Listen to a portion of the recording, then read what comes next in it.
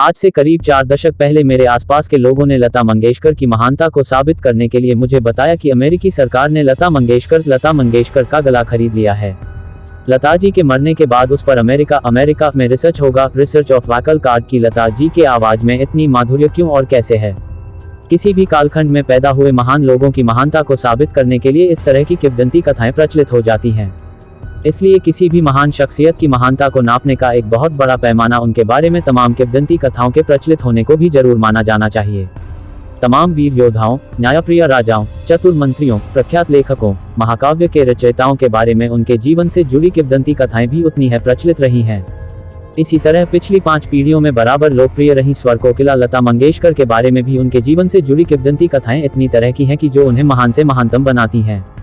ये किंवदंतियां ऐसे ही जन्म नहीं लेती हैं। दरअसल जनमानस में जब किसी के लिए ऐसा भाव पैदा होने लगता है जिसे सोचकर लोगों को लगता है कि इसमें कुछ ऐसा है जो सामान्य मानव में नहीं हो सकता है, मतलब आम जनमानस से कुछ ऊपर का है, इसमें कुछ ईश्वरीय गुण लिए हुए। लता मंगेशकर के बारे में भी ऐसे ही कई दर्जन किंवदंतियां हैं जिन्हें हमने अपने बचपन से सुना है। किंवदंतियों का कोई आधार नहीं होता, वे कितनी सत्य हैं इसका भी मतलब नहीं होता। जनमानस इसकी चर्चा करके अपने उस महान नायक को अपने मन में ईश्वर के बराबर या यूं कहें से अपने से इत्र, अपने से और जनमानस से उच्चतर साबित करके अपने आप को संतुष्ट करता है। क्या वास्तव में लता जी का गला अमेरिका ने खरीदा था? लता मंगेशकर के गले की सुरीली आवाज के जादू के पीछे का रहस्य क्या है, ये भारतीय जनमानस के लिए शुरू से ही उत्सुकता का विषय रहा है। इसके बारे में तरह के किस्से लोगों के बीच में सुने जाते रहे हैं। इसमें सबसे मशहूर किस्सा रहा है कि अमेरिका ने लता मंगेशकर का गला कई लाख डॉलर देकर खरीद लिया है, जो उनके मरने के बाद उनके गले पर रिसर्च करेंगे कि आखिर उनके गले में कौन सी ऐसी खासियत है जो उनकी आवाज इतनी सुरीली निकलती है। करीब 4 दशक पहले मेरा बाल मन इस बात को कभी स्वीकार नहीं कर पाया। बचपन में मेरा जिज्ञासु मन कितने ही लोगों से यह जानने की कोशिश किया कि इस बात में कितनी सच्चाई है। आज मैंने गूगल किया तो पता चला कि अभी भी बहुत लोगों को यह जिज्ञासा है कि इस बात में कितनी सच्चाई है।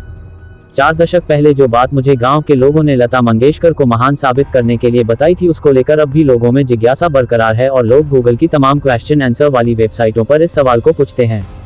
इस तरह की किंवदंतियां कैसे जन्म लेती हैं ये कोई नहीं जानता। मोहम्मद रफ़ी के बारे में भी एक ऐसी ही किंवदंती सुनी जो बाद में हकीकत से कोसों दूर निकली। गांव में किसी ने मुझे बताया था कि एक बार नौशाद साहब को ट्रेन पकड़नी थी, वो लेट हो रहे थे। प्लेटफॉर्म पर हड़बड़ी में उनका पैर एक सोए हुए भिखारी से टकरा गया। नौशाद साहब के आगे बढ़ते ही भिखारी ने गाते हुए कहा कि अरे जाने वाले। नौशाद साहब ने आवाज सुनते ही अपनी यात्रा कैंसिल कर दी। भिखारी को स्टूडियो ले आए जो बाद में मोहम्मद रफ़ी बन गया। हमारे नायकों के बारे में ऐसी किंवदंतियां उनके सम्मान के चलते ही निकल कर